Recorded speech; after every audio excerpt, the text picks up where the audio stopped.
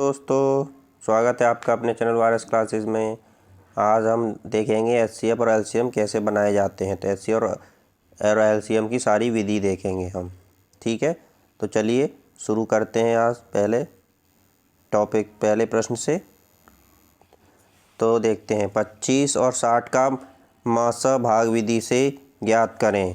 तो क्या है ये मासा, क्या होता है? एचसीएफ को कहते हैं। ठीक है, और लासा एलसीएम को कहते हैं। ठीक है, चलिए देखते हैं भाग विधि से। पहली विधि कौन सी है? हम मासा निकालेंगे आज, भाग विधि से सीखते हैं।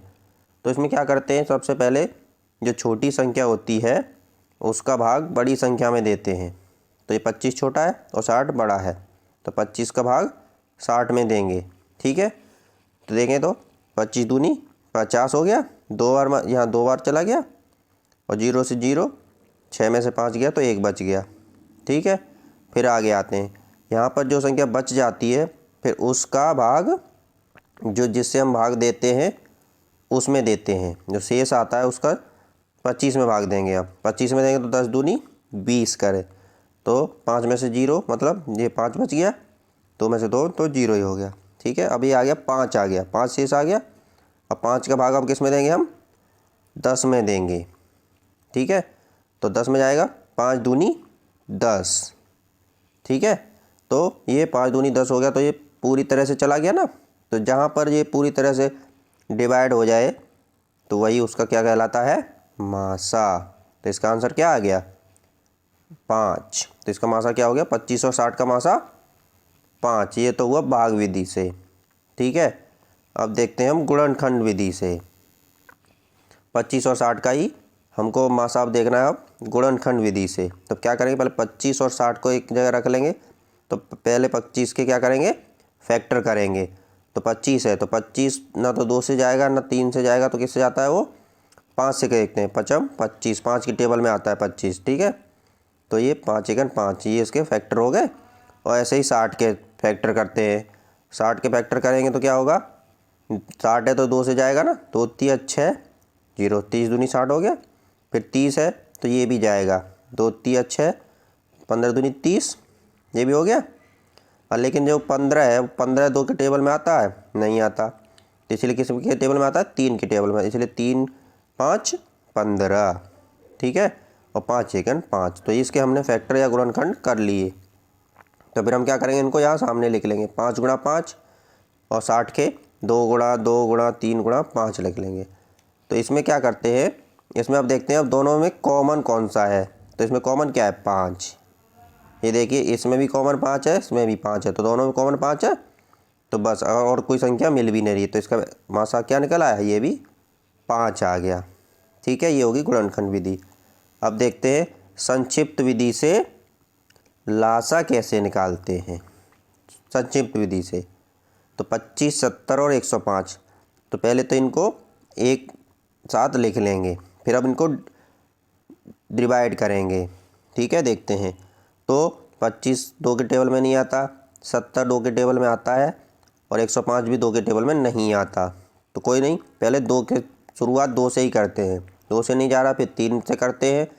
अगर तीनों में से कोई भी संख्या 1 2 से जा रही है तो पहले उसको 2 से डिवाइड किया जाएगा, उसके बाद तीसरी को देखा जाएगा।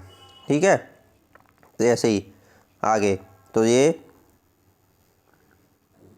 2 से डिवाइड हो गया तो 25 नहीं होगा, 35 दूनी 70 हो गया, 2 और 105 हो गया। अब क्या होगा? अब 3 से देखते हैं। तो 3 25 नहीं आता है 3 के टेबल में, 35 भी नहीं आता है। लेकिन ये 105, 3 तुर का 9, 105 जो है 105 तो 3 के टेबल में आता है ना।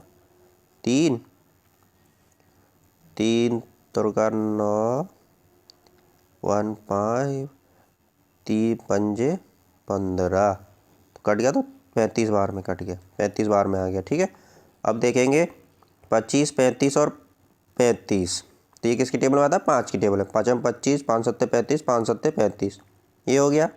फिर अब ये 5 7 7 रह गया, तो पहले 5 का कर देंगे। 5 एकड़ 5, 7 और 7 को ऐसे ही रख देंगे, फिर 7 से कर देंगे, तो एक एक एक आ गया, ये आ गया। तो इसका ये क्या आ गया? गुणनखंड ये आ गई संक्षिप्त विधि से। अब इसको गुणा कर लेते हैं। इसको गुणा करके कितना आएगा? 2 गुणा 3 गुणा 5 गुणा 7 1050। तो गुणा करने के बाद 1050 आ जाएगा। ये इसकी संक्षिप्त विधि हुई लासा की। अब इसकी गुणनखंड विधि देखते हैं। संख्या वही है 25, 70 और 105। अब इसको हम गुणनखंड विधि से देखते हैं। तो 25 के फैक्टर कर लेंगे पहले। 5 पचम 25, 5 गुणा 5 हो गया। 70 के फैक्टर कर लेंगे। 2 3 6 और 5 दूनी 10। तो ये 35 बार कट गया। और 35 को 5 सत्ते 35, ये हो गया। और 105 के फैक्टर कर लेंगे। 3 के टेबल में आता है तो 35 बार में कट गया। फिर 5 के टेबल में आएगा तो 7 बार में कट गया। तो ये इसके फैक्टर हो गए। ठीक है, अब इसको हम एक जगह लिख लेंगे फैक्टर को। जैसे 5 गुणा 5 लिख लिया, 2 गुणा 5 गुणा 7, 3 गुणा 5 गुणा 7। ठीक है, तो अब इसमें क्या देखते हैं, सबसे पहले देखते हैं कि 2 वाली संख्या किस में ज़्यादा है। तो 2 सिर्फ एक ही में दिया गया है, तो इस 2 को यहाँ लिख लेंगे। अब देखते हैं 3 वाली संख्या किस में है, जिसमें ज़्यादा संख्या है। हो सकता है देखो 2 गुणा 2 कहीं होता, कहीं 2 होता सिर्फ, तो हम इसको लेते। ठीक है, और कहीं 3 गुणा 3 गुणा 3 होता, लेकिन और कहीं 3 गुणा 3 2 बार ही होता, तो हम 3 वाले को लेते। इसमें ऐसे लिया जाता है। ठीक है, तो इसमें जहाँ हमने 2 ले लिया, यहाँ से 3 ले लिया। अब देखते हैं 5 या 5 गुणा 5 2 बार है, या 1 बार है, या 1 बार। तो किसको लेंगे, इस वाले को लेंगे, 5 गुणा 5 2 बार वाले को। और ये इसमें 7 एक बार यहाँ पे भी, तो ये ले लेंगे। तो इसका भी गुणा करने के बाद कितना आएगा यार, 50 ही आएगा। ठीक है, अब भिन्न वाली संख्याएं जो होती हैं उनका मासा कैसे ज्ञात किया जाता है वो देखते हैं। तो भिन्न वाली संख्या में क्या देखना होता है, जो ऊपर जो यहाँ पर जो पूछा है, जैसे मासा पूछा है, तो ऊपर वाली संख्या जो होती हैं इनका क्या निकलेगा, मासा। और जो नीचे जो संख्या दी गई है अंश बटे हर में, मतलब हर में जो संख्या दी गई है उसका लासा निकाला जाएगा। और जैसे अगर यहाँ लासा पूछा होता, तो लासा ज्ञात करना होता, तो क्या करते हैं हम लोग, तो फिर हम करते हैं कि ऊपर वाली संख्या का लासा और इसका नीचे वाली संख्या का मासा ज्ञात करते हैं। ठीक है, तो करते हैं। तो पहले ऊपर वाली का क्या निकालना है, मासा। तो इसके मासा क्या है, इसके फैक्टर कर लेंगे। 7 गुणा 2 14, 7 गुणा 6 42। ठीक है, और 7 गुणा 3 21। तो इसमें कॉमन क्या आ रहा है, देखिए 7 7 और ये 7, तो इसलिए इसका कॉमन क्या हो गया, 7। ठीक है, ये 7 हो गया। अब देखते हैं इसके 11 33 और 77 के वो करेंगे, फैक्टर करने पड़ेंगे। तो 11 1 11, 11 33, 11 7 77। तो 11 गुणा 3 गुणा 7, तो ये कितना आएगा, 231। तो 7 बटे 231, ये इसका क्या आ गया, मासा। ठीक है, अब देखते हैं लासा ज्ञात करते हैं भिन्न वाली संख्या का। तो ऊपर वाले में क्या करेंगे, पहले तो ऐसे लिख लेंगे। ठीक है, फिर क्या करना है, इसका ऊपर वाले का लासा नीचे वाले का मासा ज्ञात करेंगे। तो ऊपर वाले का लासा कैसे करेंगे, 11 55 34 33 और 44 को यहाँ लिख लेंगे। तो 11 1 11, 11 पन्ना 55, 11 3 33, 11 6 44। ठीक है, तो क्या करना है, 11 गुणा 5 गुणा 3 गुणा 4 कितना आएगा, 660। और जो 14 वाले में 7 गुणा 2, 7 गुणा 6, ठीक, 7 गुणा 5 और 7 गुणा 9। 7 गुणा 9 हो गया। तो इसमें क्या कॉमन आ रहा है, 7 कॉमन आ रहा है ना हर जगह, इसलिए इसका मासा क्या हो गया, 7। तो इसका आंसर क्या होगा, 660 बटे 7। ठीक है, आते हैं अब पॉइंट वाली संख्या का मासा कैसे ज्ञात किया जाता है वो देखते हैं। तो पॉइंट वाली संख्या का ज्ञात करने में क्या करते हैं हम, 1.75 5.6 और 7 का क्या करना है, मासा ज्ञात करना है इसमें। तो 1.75 को क्या करेंगे, 175 बटे 100। तो ये क्या हो गया, 25 7 25 से कटेगा, 25 चौका 100। ठीक है, 5। तो इसमें क्या करते हैं, जो पॉइंट जितनी संख्याओं के बाद लग रहा है उतना नीचे बिंदु बढ़ जाते हैं। जैसे अगर 1 के बाद लग रहा है तो 1 बिंदु लगा, 2 के बाद लग रहा है तो 2 बिंदु बढ़ जाता है नीचे। ठीक है, आगे बढ़े। तो ये 56 बटे 10 हो गया, तो इसमें ये 2 से कट गया, 28 दूनी 56 5 दूनी 10। ठीक है, और ये 7 को 7 बटे 1 लिखा जा सकता है। अब इसमें हमें क्या करना क्या है, वही कि 7 28 और 7 का क्या निकालना है, मासा। तो इसमें कॉमन क्या लिख रहा है, सबसे छोटी संख्या क्या है, 7 है।